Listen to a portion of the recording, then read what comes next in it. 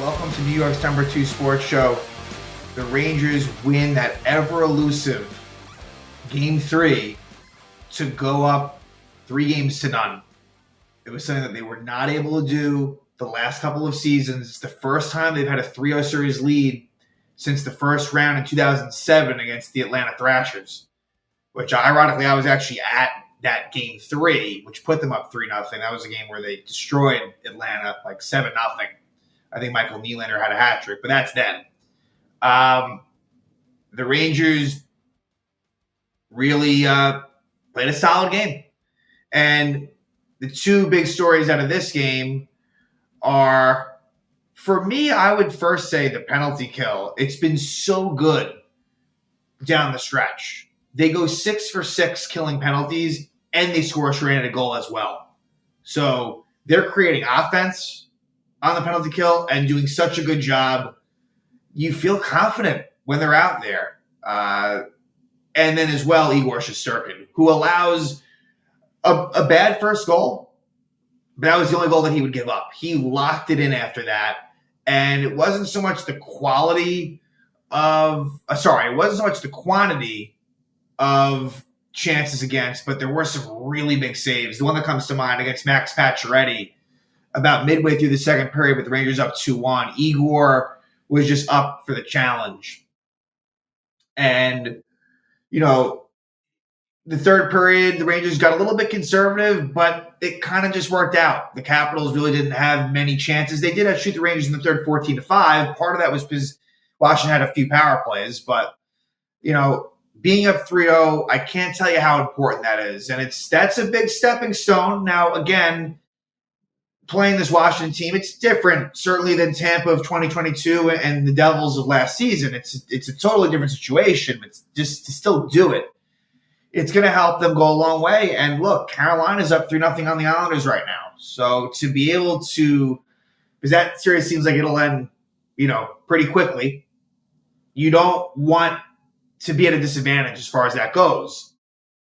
So, and look, for me, the hope all along was for somehow, for the Rangers to win this somehow in about 5 games.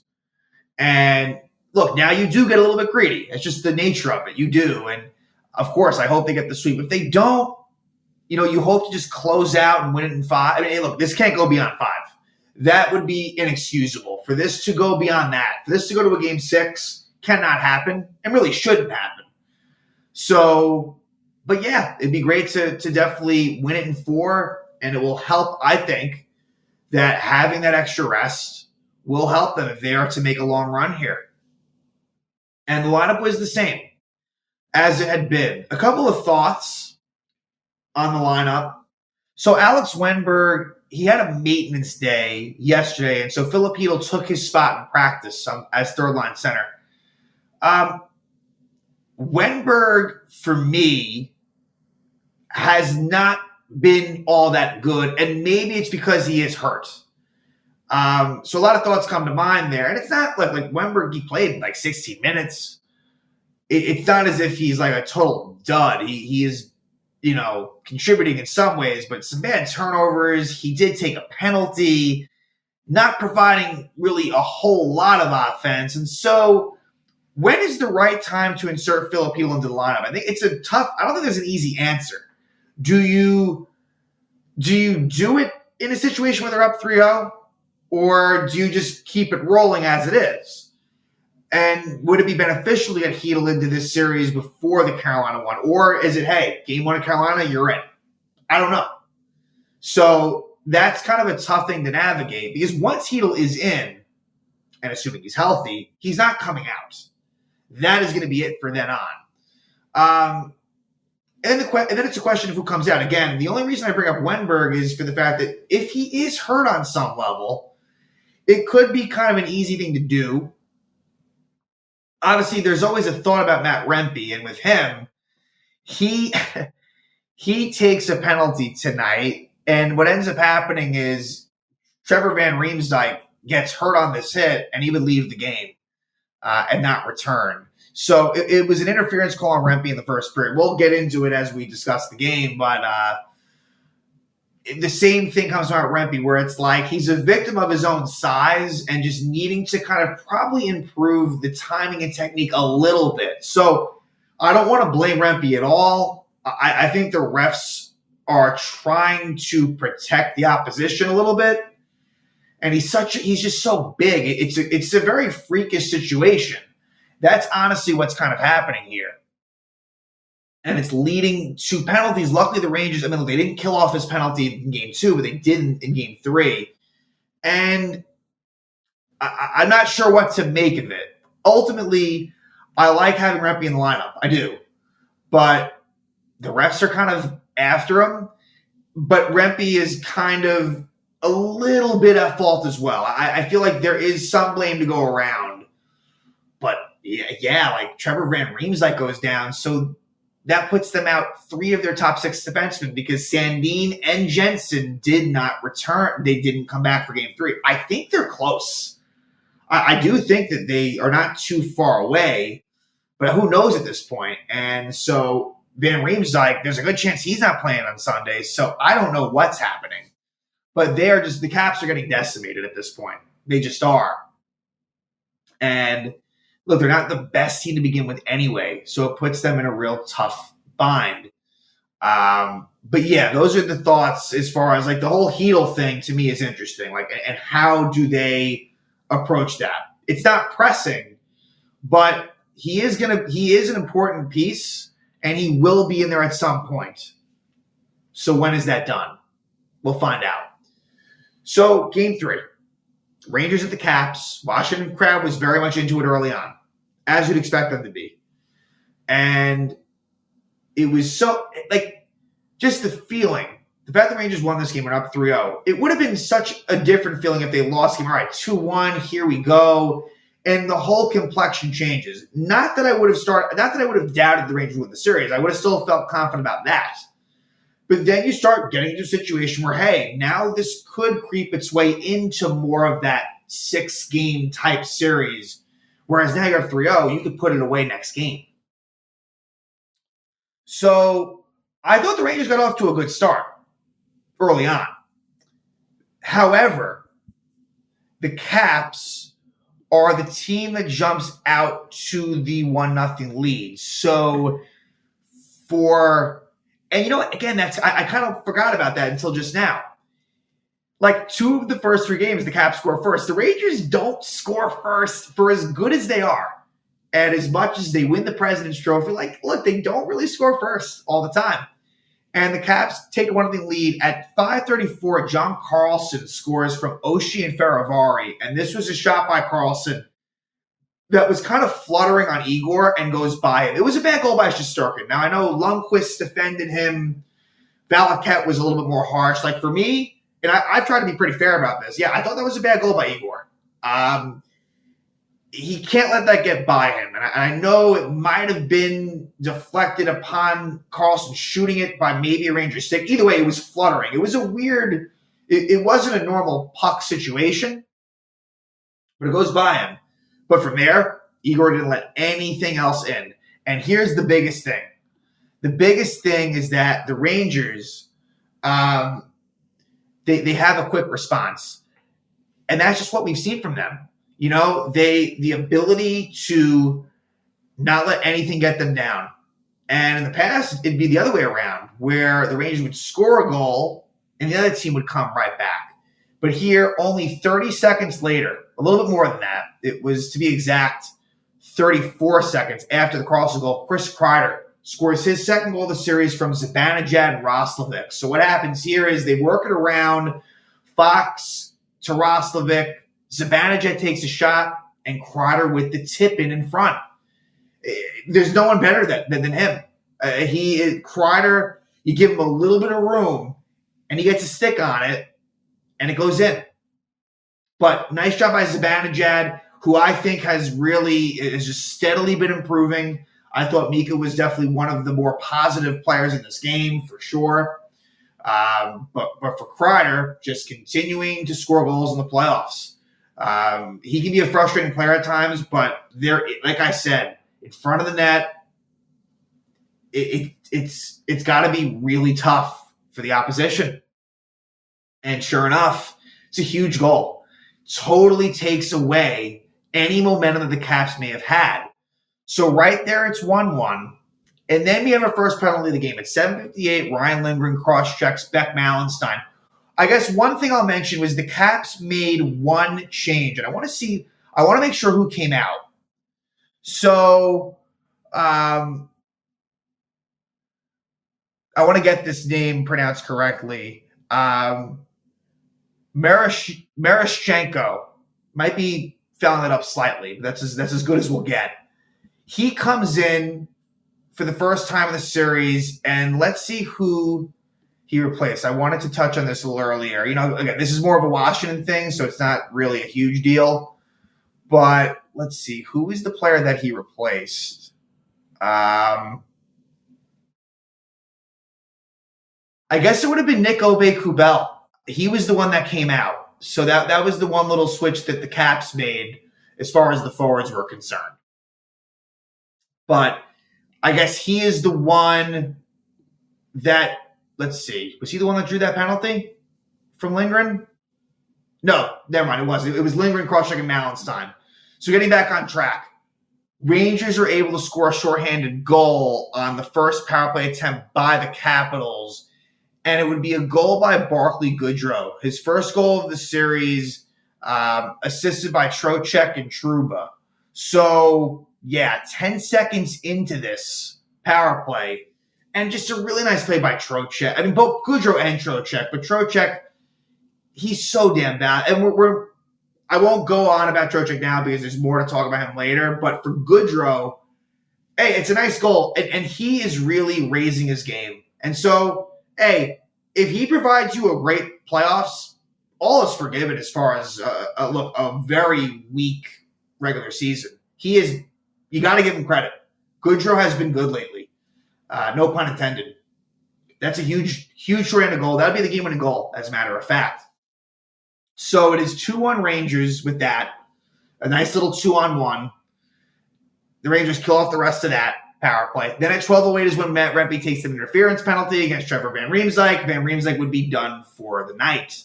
Rangers kill it off. 15:07, Tom Wilson interferes with Eric Gustafsson. Rangers don't score on that power play. Which I guess this is where I'll fit in Artemi Panarin. Panarin, and look, obviously the Caps are paying a lot of attention to him, and so it kind of opens other players up. But for Artemi, through 3 games, he hasn't been great. And is it a big deal in the series? Absolutely not. Am I going to make a big stink about it? No. But I can't ignore it either. And for the Rangers to go to the promised land, Panarin's going to have a big impact. And he hasn't really been one of the big catalysts so far. Just saying. And it's not going to get any easier as we move forward. So he hasn't been bad. He just hasn't really been one of the main guys. And that's all right for this series, but it won't be moving forward. So Rangers don't score on that power play. Then at 18:37, it's a penalty by Alex Wenberg. He hooks Max Pacioretty. This is a power play that ends in the first, like that is partially the first, partially the second period. Rangers kill it off. That's a theme here. Then let's move forward. Again, Igor really starts to dial it in as this moves on. Like I said, he makes a great save on Pacioretty about midway through the second period. That could have tied it up. There was other good saves as well. I know he had a good save on Tom Wilson, I think on a power play chance at some point. But at 11:07, Eric Gustafsson's called for slashing Alexiev. Rangers do the job of the penalty kill there.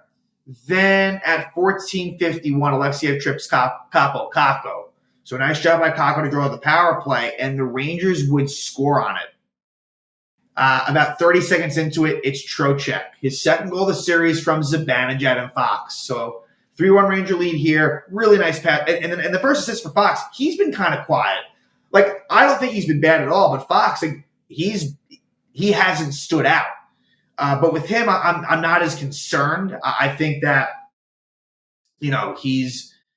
I haven't noticed him in a bad way defensively. But Zibanejad, a really nice pass to Trocheck, and just a quick release and gets it by Charlie Lindgren. So Trocheck, he's just been so good. Both of them, Trocheck and Zibanejad. But Trocheck, I mean, he goes 75% on faceoffs. what he did shorthanded, he's been a beast. And his style is great for playoff hockey. I mean, for Carolina to let him slip away and go to the Rangers, I really hope that is a major thing that happens when these two teams meet next round, in all likelihood. Because I thought that in 2022, Trocheck was definitely one of the best Hurricanes players in that series. He was annoying to play against. He was a bit of a pest. There's so many facets to his game. Laviolette must, he's such a key factor. And he plays a lot of ice time. I mean, his ice time is always a lot. He plays in all situations. And I can't say enough about him. But it makes it 3-1 Rangers right there. And then at 15:40, Rangers end up on a power play where Nick Dowd roughs Keandre Miller. He gets a double minor. Keandre gets 2 minutes. Rangers don't score on this power play. And so it's 3-1 going to the third. And, Rangers, it was definitely a little bit more late conservative, but a couple of penalties didn't help matters. At 2:32, Goodrow cross-checks Nick Dowd. What do the Rangers do? They kill it off. Then at 6:20, Will Cooley boards Faravari. Again, 6 for 6.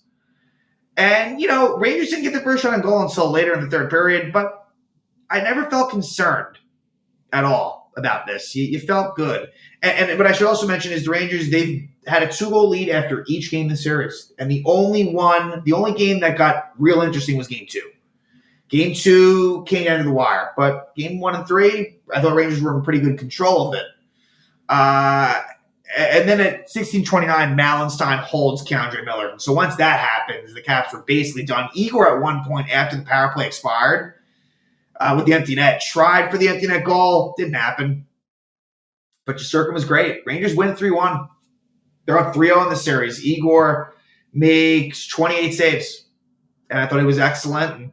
And, again, praise goes to Trocheck, Goodrow, Zibanejad, Kreider, among others. I think the defense as a unit has been great. I am so happy that they made those pair changes to have Miller with Schneider and thus Gustafsson with Trouba. But, now it's about getting the sweep in Game 4. And look, I think the Caps, they're not going to give up. But what I will say is that the Rangers can take an early lead, maybe get a 2-goal lead.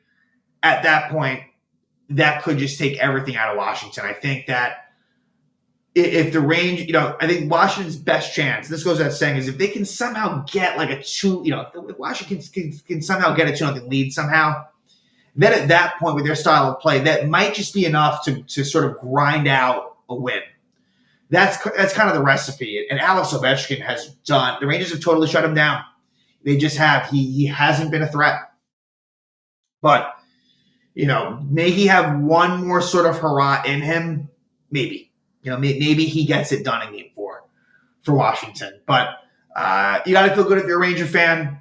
And would it be nice for the Islanders Hurricane series to continue on? It would be. Yeah. If the Islanders can win Game 4, push that to Game 5, that would be beneficial, I think.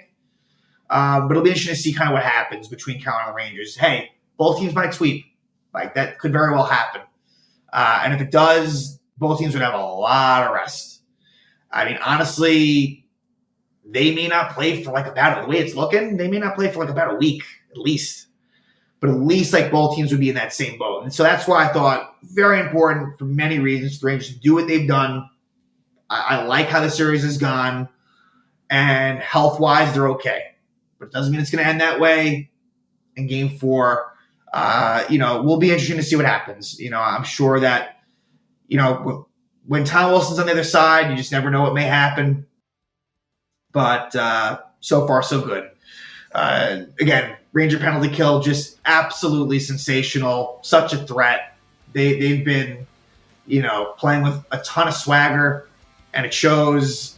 And it doesn't hurt when Igor Shesterkin is on top of his game. And when you have that recipe, the Rangers are going to be tough to beat. And so now the Rangers are one game away from clinching this opening round series against the Washington Capitals. They will get ready for Game 4, which will be Sunday night as the Rangers win Game 3, 3-1, to take a 3-0 series lead.